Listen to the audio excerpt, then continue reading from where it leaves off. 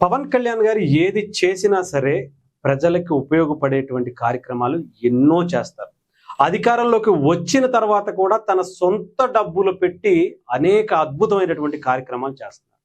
ముఖ్యంగా ఆంధ్రప్రదేశ్లో కూటమి ప్రభుత్వం అధికారంలోకి వచ్చిన తర్వాత డొక్కా సీతమ్మ మధ్యాహ్న భోజన పథకం అని ఒకటి ప్రారంభించారు. దీని గురించి మనందరికీ తెలుసు. ముఖ్యంగా డొక్కా సీతమ్మ గారి గురించి కూడా చాలా మందికి తెలుసు.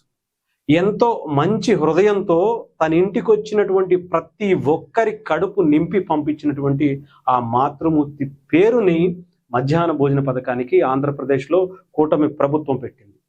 పేరు మాత్రమే పెట్టారు, కానీ ఆచరించటంలో కూడా ఆమెలాగా ఆచరించాలి కదా.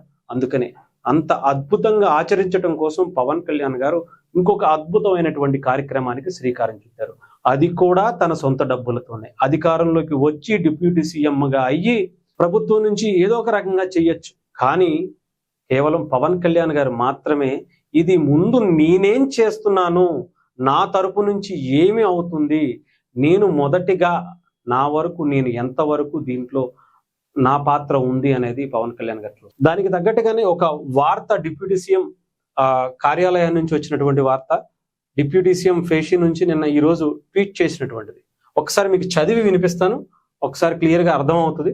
డొక్కా సీతమ్మ గారి పేరిట బడి పిల్లలకు అందిస్తున్న మధ్యాహ్న భోజన ఆరోగ్యకర వాతావరణంలో వడ్డించాలనే ఉద్దేశంతో కడపలోని మున్సిపల్ కార్పొరేషన్ హై స్కూల్లో స్మార్ట్ కిచెన్ ను నిర్మించారు.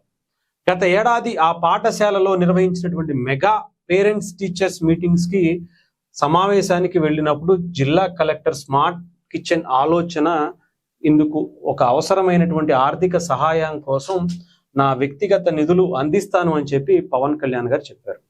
అంటే ఆ కలెక్టర్ గారు ఇలా స్మార్ట్ కిచెన్ లాంటిది మనం పెడితే బాగుంటుంది సార్ అని చెప్పి పవన్ కళ్యాణ్ గారికి చెప్తే వెంటనే ప్రభుత్వం ఇస్తుందా, లేదంటే ప్రభుత్వం నుంచి మనం తీసుకోవచ్చు కదా, ప్రభుత్వానికి లేఖ రాయండో లేదంటే దానికి సంబంధించినటువంటి మంత్రిగా ఉన్నటువంటి వ్యక్తులని అడగండో అని చెప్పకుండా పవన్ కళ్యాణ్ గారిలో ఉన్నటువంటి అద్భుతమైనటువంటి వ్యక్తిత్వం అలాంటిది. నేనేం చేస్తున్నాను, వాళ్ళు అడిగారు, ఆయనే ఇవ్వాలి, అంతే. ముందు మనం మొదలు పెడితేనే మిగతా వాళ్ళు వస్తారా, ప్రభుత్వం చేస్తుందా చేయదా, దానికి నిధులు ఉన్నాయా లేవా, ఇవన్నీ సెకండరీ. ముందు ఆయన మాత్రం ఇస్తాడు. అది ఆయన అంటే. ముఖ్యంగా అక్కడ ఉన్నటువంటి కలెక్టర్ గారు అడగగానే పవన్ కళ్యాణ్ గారు దానికి సంబంధించినటువంటి నిధులు నేను ఇస్తాను అని చెప్పి ఆయన దానికి సంబంధించినటువంటి ఖర్చు అంతా కూడా ఆయన ట్రస్ట్ నుంచి ఇచ్చి సంవత్సరం అవుతుంది. మళ్ళీ ఇప్పుడు టీచర్స్ మీటింగ్కి, పేరెంట్ టీచర్స్ మీటింగ్కి స్టార్ట్ అయ్యేటప్పటికి అది పూర్తి కూడా అయ్యింది. దాని ద్వారా దాదాపు 12 పాఠశాలలకు మంచి ఆహారం, న్యూట్రిషన్స్తో మంచి సలహాలు తీసుకుని వాళ్ళు పోషక విలువలతో కూడినటువంటి రుచికరమైనటువంటి మంచి భోజనాన్ని పిల్లల కడుపు నింపటం కోసం ఇస్తున్నటువంటి పరిస్థితి. ఇది కడపలోనే స్టార్ట్ అయింది, 12 పాఠశాలలకు వెళ్ళింది. అంటే దీని ద్వారా రాష్ట్ర వ్యాప్తంగా చేస్తే ఎంత అద్భుతంగా గవర్నమెంట్కి ఖర్చు తగ్గుతుంది. ఎందుకంటే బయట ఎక్కడో ఇచ్చి ఆర్డర్ ఇచ్చో లేదంటే ఇంకొకరి ద్వారా పెట్టించడం ద్వారానో చాలా మంది ఇబ్బంది పడుతున్నారు. రీసెంట్గా అది గత ప్రభుత్వాలైనా ఇప్పుడున్నటువంటి ప్రభుత్వాలైనా ఆ శుచికరమైనటువంటి మంచి భోజనం అందించడానికి కొంత కష్టపడాల్సి వస్తుంది.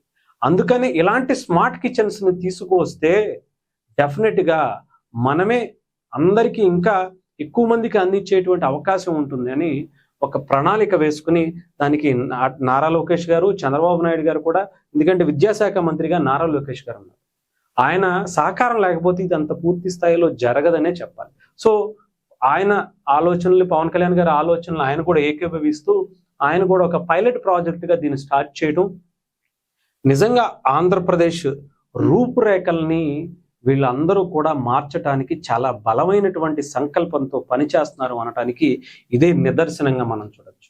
సో ఏదేమైనా సరే పవన్ కళ్యాణ్ గారు మీకు హ్యాట్స్ ఆఫ్ అండి.